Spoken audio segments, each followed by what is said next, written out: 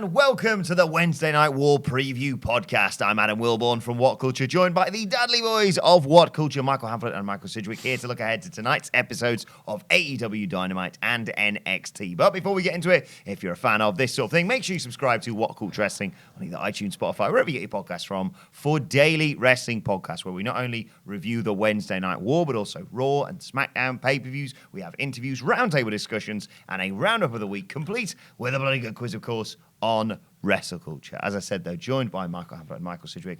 It's the Wednesday Night War tonight, the final one, big one of the year, I suppose. And there's a lot on the line here, isn't it? There's two huge shows set up, and they were literally tied in the ratings last week. It's a good week for these cards following on from those numbers, isn't it? We all saw December 18th. It was weird that same night that both of them name check the date. They were announcing things for that date. Yeah. And then all of a sudden you get a rating like that and it adds just spice to a night that's full of it already. Yeah, absolutely. Both of these shows basically are premised in the idea of which one can retain maximum viewership into the new year because the Christmas period's getting missed. AEW's unopposed. But yeah, these shows are expressly designed to be brilliant and to make you want to watch again the next time they're on. And that's just fantastic.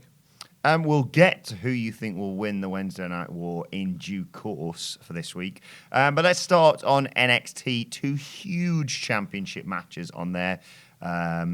They've announced, obviously, that Adam Cole versus Finn Balor is going to open the show, so we may as well start with that. Is there any possibility the championship changes hands here? I don't think so, but I'm really interested as to how they find a way to beat Finn Balor. I think they'll give you a result.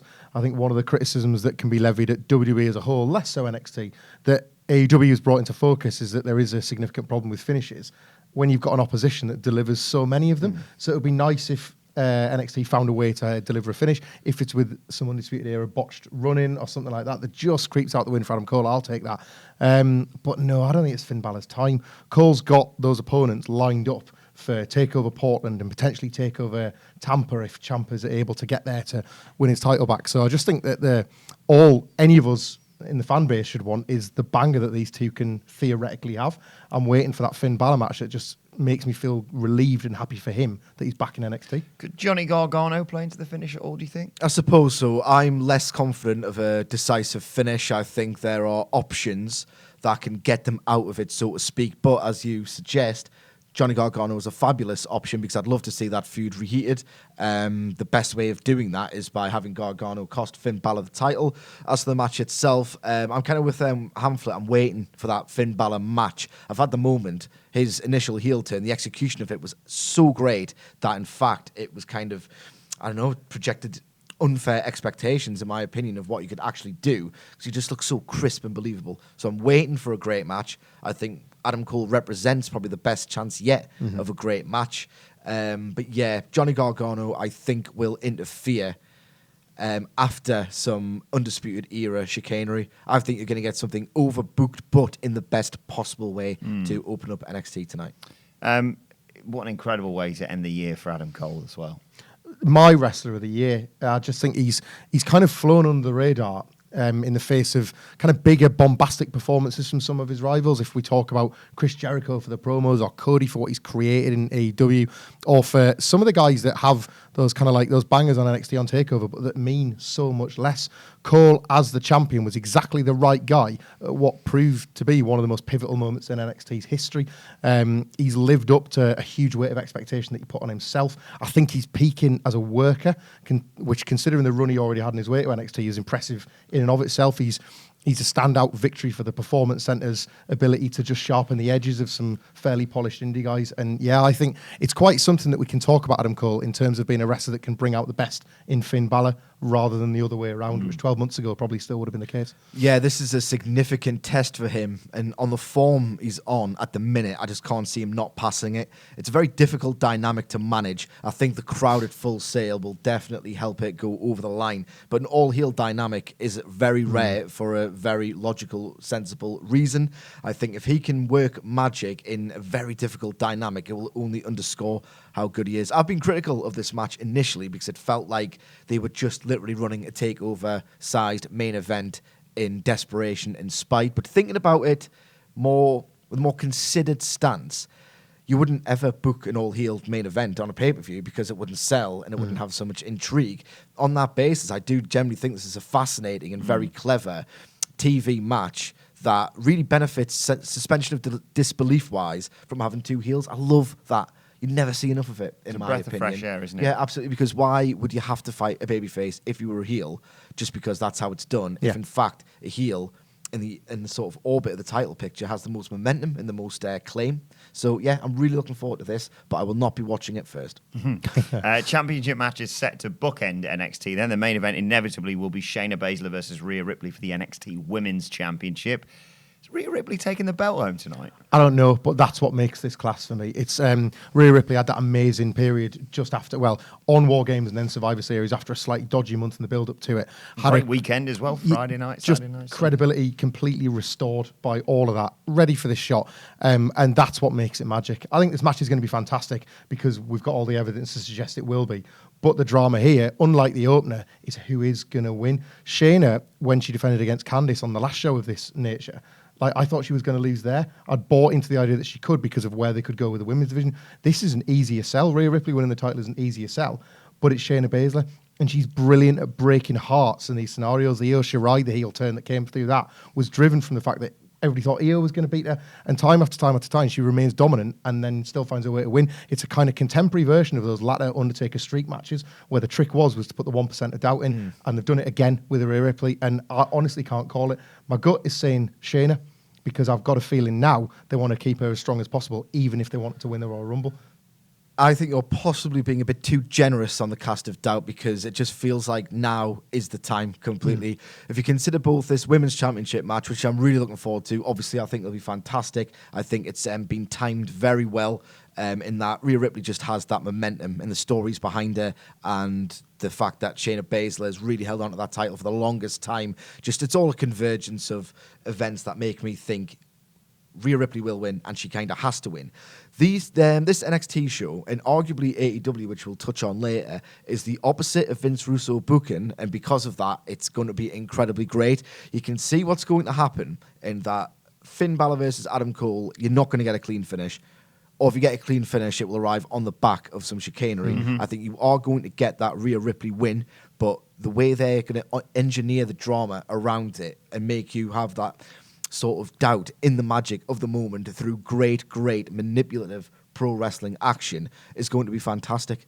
It's the best. This is the year, and I don't know why I'm bringing him up, but this is the year where I think Vince Russo finally lost relevance, and this great kind of pro wrestling storytelling that he completely abandoned for years has arrived and oscillated back into the forefront, and I could not be happier about it. What I hope with this as well, I will just say, I hope it is as great as we all expect it to be, because there has been a couple of high profile women's main event disappointments of late that kind of, I don't want there to be doubt cast on all the work that's been done, but especially with this title. This NXT Women's title is one of the most prestigious titles in all of wrestling. Second most for me. And I'm assuming you mean just the IWGP Heavyweight. Yeah. It is so prestigious. It's been so well protected by a legacy of fantastic matches, fantastic champions, and fantastic moments. And that's what all of this should combine. And yes, we know why Cole and Balor is going on first, cynically, but I'm glad this is going to be going on last. Yeah, I agree. And I do think Rhea Ripley will be leaving as NXT Women's Champion, because I think both sides of it work in terms of Shayna Baszler is free to go up to the main roster and hopefully get involved with Becky Lynch, possibly heading to WrestleMania. And then you look at the rest of that women's division. I mean, in terms of thinking, who can Rhea Ripley face after that? Well, Io Shirai, Dakota Kai, Bianca Belair. That's the three off the top of my head. It would be absolutely phenomenal and probably worthy of a takeover. Speaking of championship matches, we obviously saw Angel Garza win the NXT Cruiserweight Championship last week in a phenomenal match. What's next for him? I think he probably won't work this week based on the pattern of how they book these shows. It was quite remarkable how they had in Leo Rush a guy that you assumed was going to go on a months-long run with his title, but it turns out it's more about the bangers, isn't it? It's more about these amazing matches. And as long as these matches stay hot, it doesn't matter that the title gets flipped a lot, because we're all there for these incredible matches. I think he takes a week off. I think he's been babyfaced by that post-match proposal anyway now. So he goes on and kind of slots into the position Leo Rush was in. So it's probably not a big week for him, but the division can still offer something, and I think it should, because my biggest worry with last week's NXT was that there was nothing in the middle of it. Like, you had a brilliant opener, brilliant main event, and absolutely nout going on in between. Someone stealing a hat. Exactly, like real garbage booking of characters in some cases that deserve better. And I'd like to see, like, see if they can do a cruiserweight match without the title this week to set up Garza's next challenger, if indeed they're not going to a Rush rematch. Yeah, just on the note of what Hamlet was touching on there, with the, not a hot potato, but it's probably the best expression to use.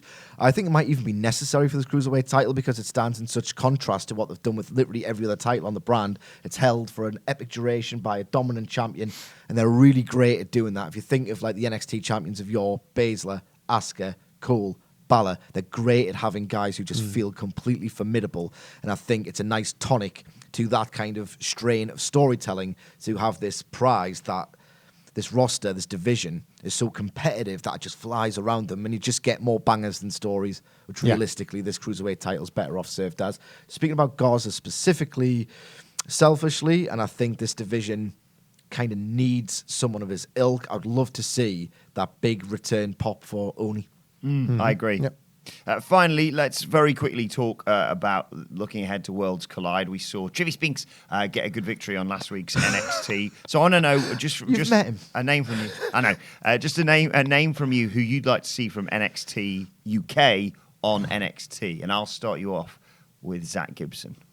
Yeah, see, Zach Gibson, funnily enough, myself and Sidgwick were talking about Zach Gibson the other day in the sense that, and this is not to sound overly critical of an NXT UK, but wrestlers do fall off the wider wrestling map somewhat when they become stars on there. We saw it, I think, with women's war games as well, how just like Kaylee Ray getting one NXT and one pay-per-view felt far more of a current and relevant force than she has done on all those weeks of this network show.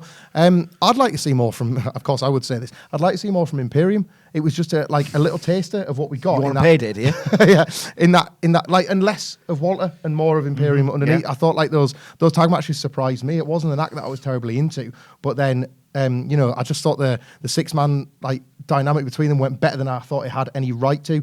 And before we record this podcast, we're talking about Breezango and how they don't just seem to fit anymore. But they certainly did alongside Kushida against Imperium. So looking back, we can quite quickly reflect and say they were probably the reason that went down as well as it did. Who would you like to see? I'm in agreement with you, Mr. Wilborn. Zach Gibson. I am going to play Wilborn Bingo. I went to a Defiant, or it might have been WCPW at the time, No Regrets Rumble. And I was at that show with you, yeah. Like most modern wrestling fans, I've got such an appreciation for like the work that goes behind it and how the sausage is made that I can't not love a heel. It's that paradox that to many is almost ruined the magic of pro wrestling. Seeing the person do their job well. Yes, indeed. There's an attendant respect that you can't ignore. When Zach Gibson got that microphone in his hand and spat that horrible scouse voice of his with like just the incredible array of just horrendous insults with that just, no offense to everyone from Liverpool, but his particular strain of Liverpudlian accent marries so perfectly to his character. And what I'm getting at is that I think it can transcend like the way Americans interpret the English language, and you can just feel how much of a nasty, authentic, despicable, vicious heel he is. And I think both shows arguably need that. They've got MJF and Chris Jericho. He's the Merseyside MJF, isn't it? Yeah. The content's there still. But the thing is, it's like, even MJF and Jericho, I'm always watching them in awe. I don't have that visceral, I just want to see you get your face punched in. I just want to see you just get your arse handed to you. Zach Gibson has that, and he's very special in that regard, and I really don't see why NXT shouldn't be maximising that. It was your best friend, Stu Bennett, that night, I believe, gave him the boom, so that can segue us on the Dynamite. Well, yes, let's transition over to AEW Dynamite, because that is another stacked show. Let's start with Chris Jericho versus Jungle Boy. How are you feeling heading into that? Oh, absolutely fantastic. It's exactly the kind of match that on a technical level will not meet much of what's happening on either show, but that kind of dynamic, and this is what I love about the AEW roster, is that you've got so many like green, raw rookies with immense potential, and you've got just possibly the most polished all-round wrestler in the entire game in Chris Jericho. It's like, it's going to be rough in patches because Jungle Boy's green and Chris Jericho is not physically where he is, but he's yards better psychologically because of it. It's just an incredible dynamic that's just going to create this amazing emotional response. And Chris Jericho's a master. Jungle Boy's babyface instincts, while they haven't been completely honed, are just going to lend themselves perfectly to this exact type of match. I generally think, in terms of a match dynamic, the way the storyline's been built, where I presume it's going to head either next week or maybe even a Bash at the Beach, is going to lend itself to incredible, incredible drama. I'd really like to give people, and I'll attach it at the bottom of the tweet when this goes out, a little bit of very relevant homework for this match. For our younger fans that might not have seen it, they did this angle with Dustin Rhodes and the $1 Million Man Ted DiBiase in 1990, when Dustin was a young, slim slip of a lad, much like Jungle Boy is now, and Ted DiBiase was the $1 Million champion. And all he had to do was go 10 minutes, and Dusty was on like at ringside. They were both being very Rhodes. You still see it today through Cody, and it's really good old pro wrestling where the dominant heel should have this whole thing wrapped up, and then all those little babyface fight backs, all those feeds that the heel give them, they're electric. The pops for Jungle Boy's moments tonight, for his whatever those little shining moments are going to be incredible. You know, you're going to have probably like Luchasaurus and Marco Stunt flanking him on the outside, but ideally not getting any more involved than they absolutely have to. It's going to be all on what happens when Jungle Boy makes those comebacks, and it's going to be thrilling. Could we see a tag title change tonight? SCU defending against the Young Bucks, of course. I certainly hope so. I certainly hope so. Like, this is not a knock on SCU or anything, or even really that I think the Young Bucks necessarily need the titles, but the division is in their image, and the longer they go without having those belts, I think the more pointless that image looks. We've seen them now have their bangers with Proud and Powerful, and I don't know what else there is for the Young Bucks to do in this league of teams unless they're on top of it. Sort of elephant in the room, isn't it? I guess so. I do definitely think we will and should see a a Young Bucks victory. I do think there is one more thing for them to do, but I think it needs the tag team titles in order to accomplish that. The Young Bucks versus Dark Order seems to be the direction in which we're heading, but what I'd love to see is the Young Bucks win the titles, because I think with SCU, it's become apparent that it's more of a sentimental, like, thank you for paving the way for a team like the Young Bucks to exist. Like Kazarian and Daniels, arguably, I know it's Scorpio Sky in the current dynamic, but without the contributions of a Chris Daniels, there possibly wouldn't be a Young Bucks. There certainly wouldn't be a this. He's just a complete talisman and revolutionary and groundbreaker, but it just feels like they're not it.